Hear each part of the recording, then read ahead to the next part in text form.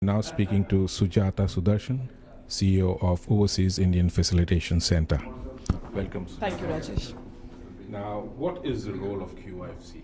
That's very important because I'm a bit confused myself, so my readers will be more. So could you throw some light on The that? OIC, which is basically the Overseas Indian Facilitation Centre, was set up by the Ministry of Overseas Indian Affairs, Government of India, in the year 2007 to facilitate the diaspora, which is spread across the world. So it's a not-for-profit trust which has been set up in partnership with an apex industry chamber, the Confederation of Indian Industry. Which sector of Indian diaspora from Sydney most interested in doing business with? It's the NRIs, of course. They want to do business back in India. And some of the PIOs are keen to connect back with the states of origin. How will the Indian community in OIFC benefit from participation in PVD? What do you think? Is this any benefit for us in participating in PVD? How the Indian community would... okay. The PBD convention was installed with the idea. It basically commemorates the return of the biggest Pravasi we have, Mahatma Gandhi, his return to India. So this event was basically launched to commemorate his return. And now the regional PBDs are being done because they realize that the diaspora is spread around so much that most of them are not able to come back to India to attend it. It's an annual event in India which takes place in January every year. So with that, they decided to do the regional PBDs in select areas where the diaspora population is pretty huge. Now this has a lot of, programs on various sectors which could be of interest to the diaspora where they can find linkages with India. So it could be sectoral, it could be business oriented, it could be cultural, it could be social. So what happens is the diaspora comes to know about what the government is doing for it, what is happening in India in those respective sectors, and where are the investment opportunities for them, whether economic or intellectual. Now, you do not have many offices overseas. How are you going to help the non-resident Indians? OFC has only one office, and in today's electronic world, we use the social media.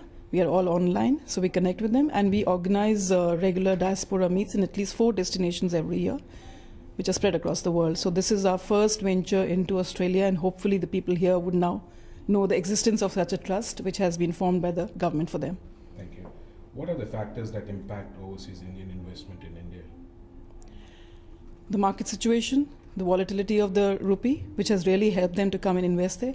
What happens is OIC basically caters to the small and mid-sized individuals and entrepreneurs. So most of the queries so far we have received, majority of the queries have been on banking facilities in India. So we keep them informed about these things, and the current, compared to the rest of the world, even though India itself has been affected by the global financial crisis, India is still doing a good job. We're expecting a 5.3% GDP in the year 2013-14, much better than most of the other economies. So they still find an opportunity to come to India. How many people from Australian diaspora have taken your services? Not a huge number. So that was the basic idea of participating in this PBD through the ministry, so that we can create this awareness, and hopefully more and more Australian Indians would now look at OIC and come to us with their queries and questions about investments. What type of queries do you get from Australian diaspora? It's mostly about doing business in India. Is or partnering with existing companies. Do you have partners based in Australia? We'll be signing an MOU this afternoon with the Australia-India Business Council. And the idea is to partner with diaspora associations or bilateral chambers of commerce in various countries so that they can help us to connect with the diaspora. We help them in their ventures into India. Is there any specific area which Indian investors are wanting to invest here? Well, the major sectors here where Indians would be keen to invest in are mining, energy, science and technology, and education, of course. What is the breakup of visitors you're expecting in the PBD happening in January? Okay, they come from all over the world. The the major delegations come from the US and the UK. We are also going to invite the Australia-India Business Council to get a business delegation. Let's see if that works. PBD has not been very, very famous out here. This is my personal question. So, what do you want to do so that the normal non-resident Indians staying here in Australia get connected to PBD? See, what happens is where the people of Indian origin, persons of Indian origin are concerned, they look at PBD as a cultural connect. The NRIs don't. They're looking at business. So it has to be a good mix of both. Maybe the government can look at introducing certain programs, and programs focusing on youth and women are majorly being looked for. So if those kind of programs are initiated into the PBD, then things could change. But as it is majorly attended by persons of Indian origin, they feel it's like a cultural jamboree.